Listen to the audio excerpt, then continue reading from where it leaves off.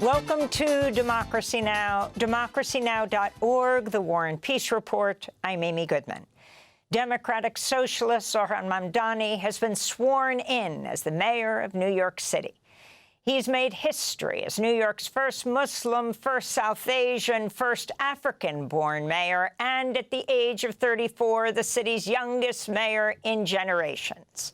At midnight on January 1st, New York Attorney General Letitia James swore in Mamdani in a private ceremony in a decommissioned subway station below City Hall.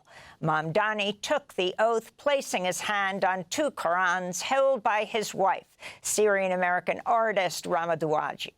On Thursday afternoon, Senator Bernie Sanders swore in Mamdani again in a large public ceremony outside City Hall in below freezing weather.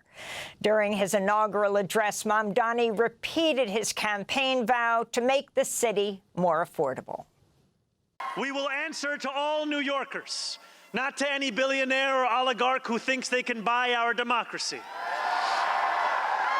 We will govern without shame and insecurity, making no apology for what we believe. I was elected as a democratic socialist, and I will govern as a democratic socialist. After the inauguration, Mayor Mamdani traveled to a Brooklyn housing complex where he signed 3 executive orders designed to tackle the city's housing crisis. In doing so, we will protect tenants already long neglected from further neglect, and we will mitigate the significant risk of displacement they currently face. For too long, bad landlords have been allowed to mistreat their tenants with impunity. That ends today. Mamdani also revoked all executive orders signed by former Mayor Eric Adams that were issued after Adams was indicted on federal bribery charges September 26, 2024. We'll air more highlights from Mamdani's inauguration, including much of his speech, after headlines. The world's 500 richest people added a record $2.2 trillion to their collective fortunes in 2025. That's according to the Bloomberg Billionaires Index, which found just 8 billionaires accounted for about a quarter of those gains. Meanwhile, millions of U.S. residents have been hit by soaring health insurance premiums after Republican lawmakers thwarted Democrat efforts to extend Affordable Care Act tax subsidies, which expired December 31st.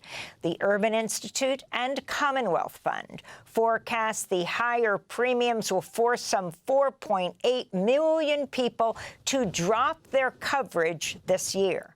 This, as Reuters reports, at least 350 branded medications will likely see price increases this year, including vaccines against COVID, RSV and shingles, and a blockbuster cancer treatment. On Thursday, minimum wage increases took effect across 19 states, averaging 67 cents an hour. But the federal minimum wage remained unchanged with the start of the new year, as it has for the past 16 years. In response, Vermont Independent Senator Bernie Sanders wrote, quote, "A $7.25 federal minimum wage is a national disgrace. No one who works full-time should live in poverty. We must keep fighting to guarantee all workers a living wage, not starvation wages," unquote. President Trump rang in the new year by throwing a lavish party at his Mar-a-Lago resort in Florida. The event featured caviar, champagne, and an artist who rapidly painted a picture of Jesus on stage. It was auctioned off for over $2.7 million, with proceeds benefiting a children's charity and the local sheriff's department. Among those in attendance were Department of Homeland Security Secretary Kristi Noem, who was filmed dancing with White House Deputy Chief of Staff Stephen Miller as the rapper Vanilla Ice performed his 1990 hit, Ice, Ice Baby.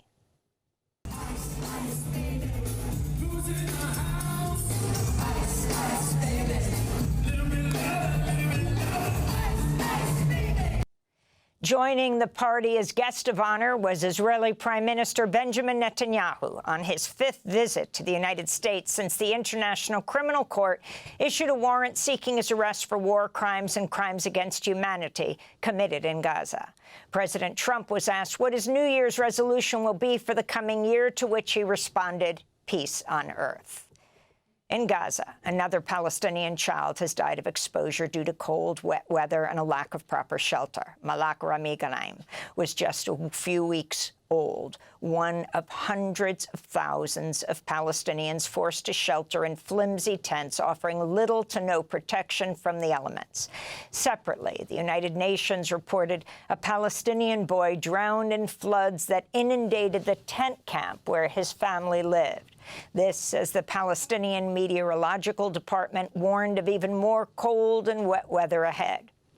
Meanwhile, a ban by Israel on 37 international NGOs, including MSF, that's Doctors Without Borders, took effect with the new year. Aid groups, the United Nations, and at least 10 foreign ministers have condemned the move, warning it'll exacerbate Gaza's already catastrophic humanitarian crisis. This is Ramiz Abu al-Nil, a displaced Palestinian living in Khan Yunis. Even with the presence of humanitarian organizations, the situation is already tragic. If their support and presence are removed, God knows what will happen. Many children will die, lives will be destroyed, and many families will be devastated by this decision. In the occupied West Bank, Israeli forces intensified demolition operations in the Nur Shams refugee camp this week, flattening homes that housed about 100 Palestinian families. Israel's military claimed the home demolitions targeted Palestinian resistance groups. Residents say they were an illegal form of collective punishment. 9 people live in the house. My husband is disabled. We don't have a way to get money. The house was our home, and now we don't have any other place to live in. No one is supporting us financially or helping us. I have nobody helping me. What can I say? The home demolitions came as Israeli authorities approved plans to build 126 new housing units for Jewish settlers in a northern West Bank outpost that Israel evacuated in 2005. In Turkey, hundreds of thousands of protesters rang in the new year Thursday with a protest march demanding an end to Israel's genocide in Palestine. Turkish media report more than 400 civil society organizations participated in the protests, which saw over 500,000 people march across Istanbul's Galata Bridge. The U.S. military has blown up at least 5 more boats in the Caribbean and Eastern Pacific, killing reportedly at least 8 people. Since September, the U.S. has claimed credit for striking 36 boats in the region. The Pentagon claims all the boats were carrying drugs, but has not provided evidence. Meanwhile, Russia's asked the United States to stop pursuing an oil tanker which had been sailing toward Venezuela to pick up oil. In recent days, the vessel was added to Russia's ship registry, and a Russian flag has been painted on its side. The developments come as the U.S. intensifies military pressure on Venezuela. On Thursday, Venezuelan President Nicolas Maduro said he's open to holding talks with the U.S. Russia's accused Ukraine of killing 24 people and wounding 50 in drone strikes on a cafe and hotel in a Russian-occupied village in Ukraine's Kherson region. This comes amidst a renewed push to end the war. In a New Year's address, the Ukrainian President Volodymyr Zelensky said a peace deal is 90% ready.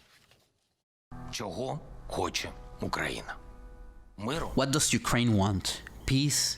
Yes. At any cost? No. We want the end of the war, not the end of Ukraine. Are we tired? Extremely.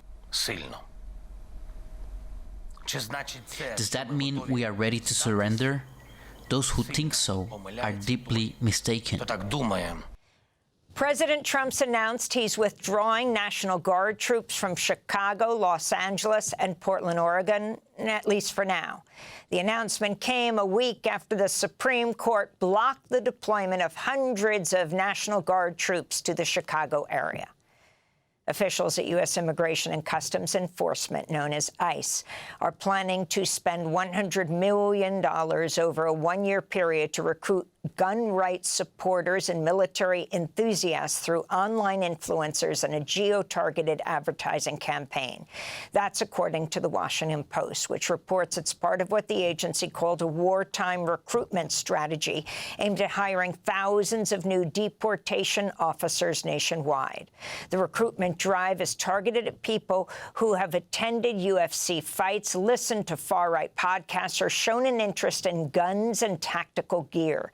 It uses the ad industry technique known as geofencing to send ads to people who set foot near military bases, NASCAR races, college campuses, or gun shows. The Trump administration's frozen federal child care funding to all 50 states plus the District of Columbia and U.S. territories. The Department of Health and Human Services says it'll only restore federal grants under the Child Care and Development Fund to states that provide more verification and administrative data about the funds they receive. The nationwide freeze comes after HHS officials cut off funding to Minnesota, citing a series of fraud schemes uncovered in that state, and after Vice President J.D. Vance and other Trump administration officials amplified a deceptively edited video posted by the far-right influencer Nick Shirley, who recently visited Somali-owned daycare sites in Minnesota and alleged with little evidence he'd uncovered over $100 million in fraud. And in Iran, mass protests are continuing over the country's dire economic situation. At least 7 people have been killed amidst clashes with security forces and paramilitary groups. Early this morning, President Trump warned on social media the United States may intervene, writing, quote, "If Iran shoots and violently kills peaceful protesters, which is their custom, the United States of America will come to their rescue. We are locked and loaded and ready to go," President Trump wrote. Iranian officials warned U.S. interference could destabilize the entire region. Speaking on Thursday, the Iranian President Masoud Pezeshkian acknowledged the Iranian government bears responsibility for Iran's economic problems. People are dissatisfied. We are at fault. You are at fault. Do not go after America as the one to blame. Do not go after, I don't know, some other person. It is we who must serve, and they must be satisfied with us. And those are some of the headlines. This is Democracy Now!, democracynow.org, the War and Peace Report. I'm Amy Goodman. Thanks for watching Democracy Now! On YouTube. Subscribe to the channel and turn on notifications to make sure you never miss a video. And for more of our audience-supported journalism, go to democracynow.org, where you can download our news app, sign up for our newsletter, subscribe to the daily podcast, and so much more.